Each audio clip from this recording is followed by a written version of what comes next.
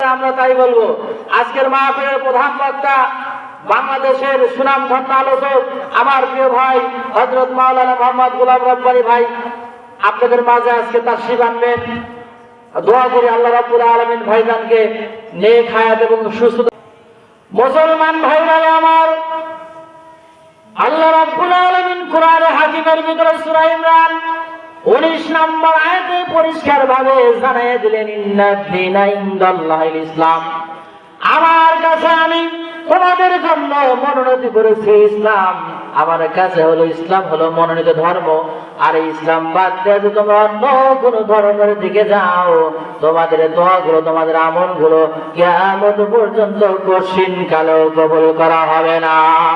মুসলমান ভাইরা আমার, আল্লাহ রাব্বুল আলামিন সূরা ইমরানের 85 নম্বর আয়াতে জানিয়ে দিলেন, ওয়া মান ইয়াবতাগি গায়রাল ইসলামি দীনান ফালাই ইউকবালা মিনহু ওয়া হুয়া ফিল আখিরাতি মিনাল খাসিরিন।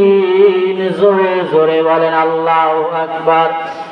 আমার ভাইরা, আল্লাহ রাব্বুল আলামিন কোট করে জানিয়ে দিলেন, তোমার জীবন, পারিবারিক জীবন, সামাজিক জীবন, রাষ্ট্রীয় জীবন যদি আমার ইসলাম না থাকে, আমার কোরআনের আইন যদি তোমার না থাকে, মানুষের তৈরি করা আইন যদি তোমার পরিবারের, সামাজিক জীবন, রাষ্ট্রীয় জীবন যদি তুমি পরিচালনা করো, কঠিন কালেও তোমার ইবাদতগুলো গ্রহণযোগ্য হবে না, মানা হবে না।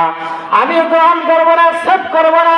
শুধু তাই নয়, কিয়ামতের কঠিন মুসিবতের দিনে ক্ষতিগ্রস্তের দলে তুমি দাঁড়িয়ে যাইবে। জোরে জোরে বলেন নাউজুবিল্লাহ।